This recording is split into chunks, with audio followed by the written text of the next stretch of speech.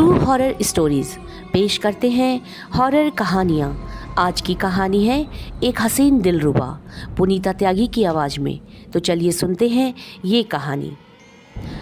राघव, तरुण और सिद्धार्थ 4 दोस्त थे।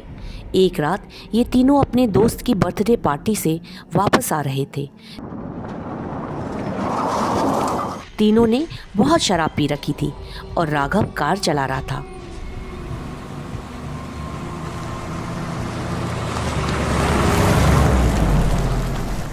तभी अचानक से एक बहुत जोर से आवाज़ आई, जैसे इनकी कार से किसी की टक्कर हो गई हो।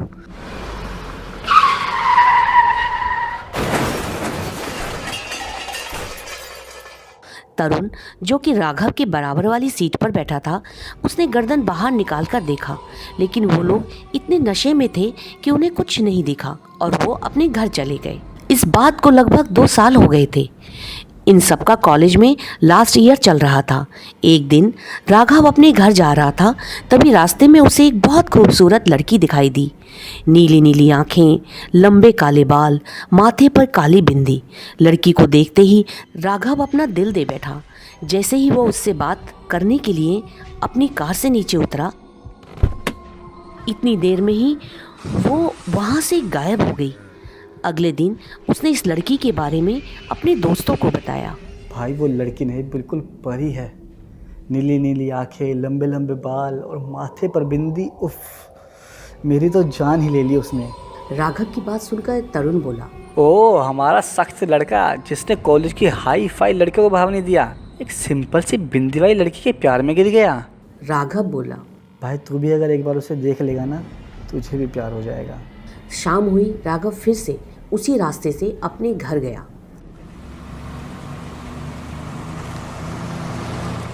आज फिर वही लड़की वहीं खड़ी थी। राघव ने ठान लिया था कि आज वो इस लड़की से बात करके ही रहेगा। वो जल्दी से अपनी कार से उतरा और उस लड़की के पीछे जाने लगा। वो बहुत दूर तक उस लड़की के पीछे चला गया। बहुत अंधेरा हो गया था और राघव उस लड़की का पीछा करते करते एक पहाड़ी पर पहुंच गया। अगली सुबह सब लोग कॉलेज गए, लेकिन राघव कॉलेज नहीं आया। उसके दोनों दोस्तों ने उसे कॉल किया, पर उसका फ़ोन बंद था। सुबह से शाम हो गई, राघव का फ़ोन नहीं लगा। अगले दिन भी जब राघव अब कॉलेज नहीं आया, तो वो दोनों उसके घर गए।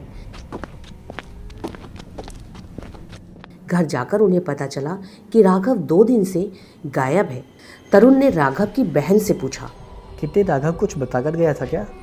किट्टी बोली, भैया वो तो परसों कॉलेज गया था, उसके बाद वापस ही नहीं आया।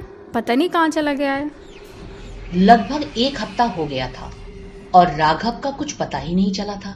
एक दिन तरुण कॉलेज आया तो वो बहुत खुश था। तरुण को इतना खुश देखकर सिद्धार्थ ने उससे पूछा, भाई क्या बात है, आज इतना खुश है? तरुण बोला, भाई तेरी भाभी मिल गई। सिद्धार्थ बोला, भाभी कौन है, कैसी है, मुझे भी तो बता। तरुण बोला, यार अभी जब मैं कॉलेज आ रहा था तो रास्ते में एक लड़की दिखी, नीली नीली आंखें, लंबे लंबे बाल, हाय मतलब एकदम वाइफ मटेरियल। बस कल अगर उसे ढूंढ कर डायरेक्ट शादी के लिए प्रपोज कर दूंगा। सिद्धार्थ हंसते हुए बोला, तुम लोगों को कुछ नहीं हो सकता। एक वो राघव था, उससे भी ऐसी ही लड़की दिखती थी और वो गायब हो गया। तू बच के रहियो भाई। तरुण और सिद्धार्थ हंसते हुए अपनी क्लास में चले गए। फिर अगले 2 दिन बाद तरुण भी राघव की तरह ही गायब हो गया। सिद्धार्थ को समझ नहीं आ रहा था कि ये हो क्या रहा है। अब उसे डर लगने लगा था। 3 दिन हो गए थे और वो कॉलेज नहीं आया था। एक दोपहर उसकी घर की डोर बेल बजी।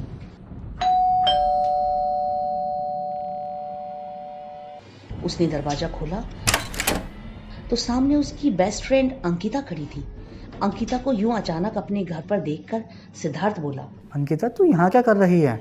अंकिता अंदर आते हुए बोली, 3 दिन से तू कॉलेज नहीं आया है। कितने कॉल्स किए मैंने तुझे और तूने एक कॉल का भी आंसर नहीं दिया। एक मैसेज ही कर देता। पता है ना तुझे मैं कितना वरीड रहती हूँ तेरे लिए।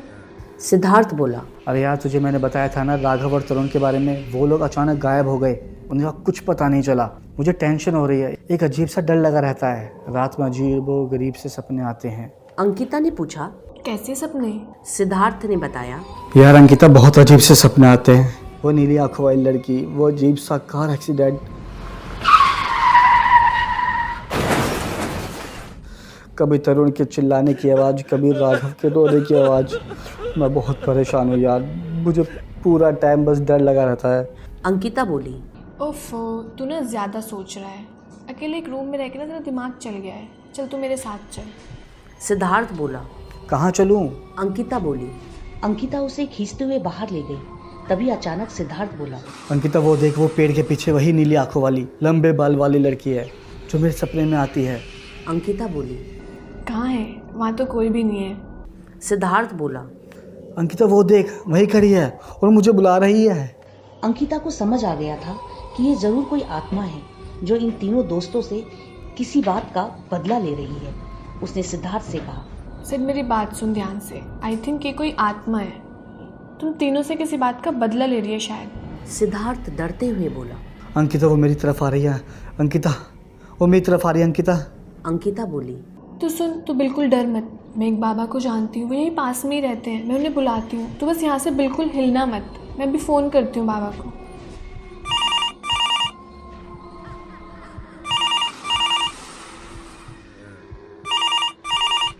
नेटवर्क वीक होने की वजह से अंकिता सिद्धार्थ से थोड़ा सा दूर चली गई थी और जैसे ही वो फ़ोन करके वापस आई, सिद्धार्थ वहाँ से गायब था। वो आसपास सिद्धार्थ को ढूंढने लगी।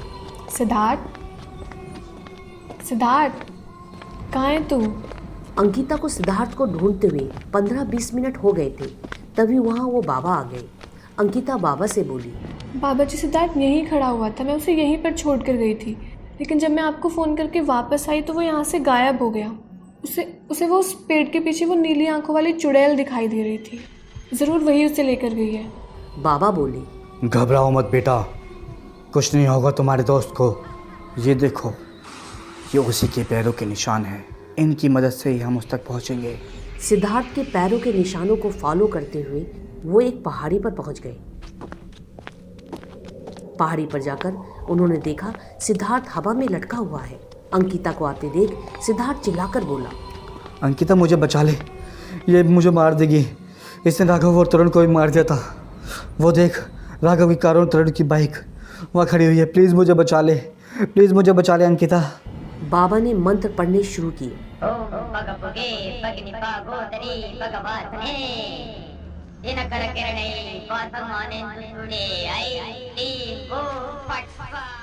कौन है तू?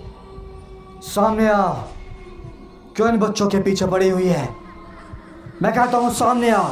तभी अचानक से वहाँ धूल भरी आंधी चलने लगी।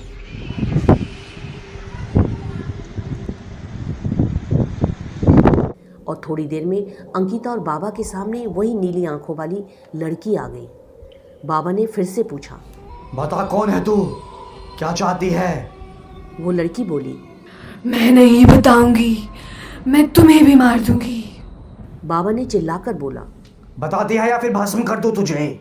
इतना बोलकर बाबा ने धूनी उसके शरीर पर डाल दी। वो आत्मा चिल्लाते हुए बोली।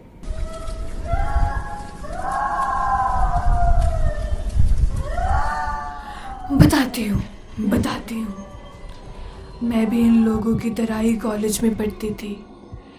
2 साल पहले एक रात में अपनी कोचिंग से घर जा रही थी। तभी ये तीनों नशे में धुत गाड़ी में आए और मुझे रौंद कर चले गए। मेरे सपने, मेरा करियर सब खत्म हो गया सिर्फ इन तीनों की वजह से।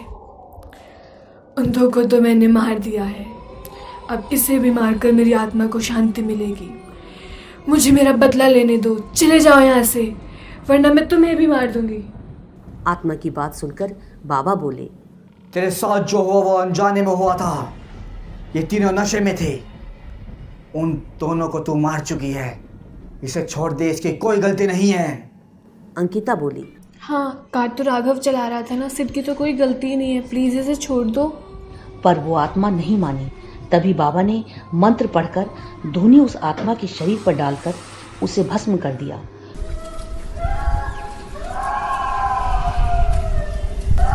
और उसकी राख को एक घड़े में बंद करके अपने साथ ले गई।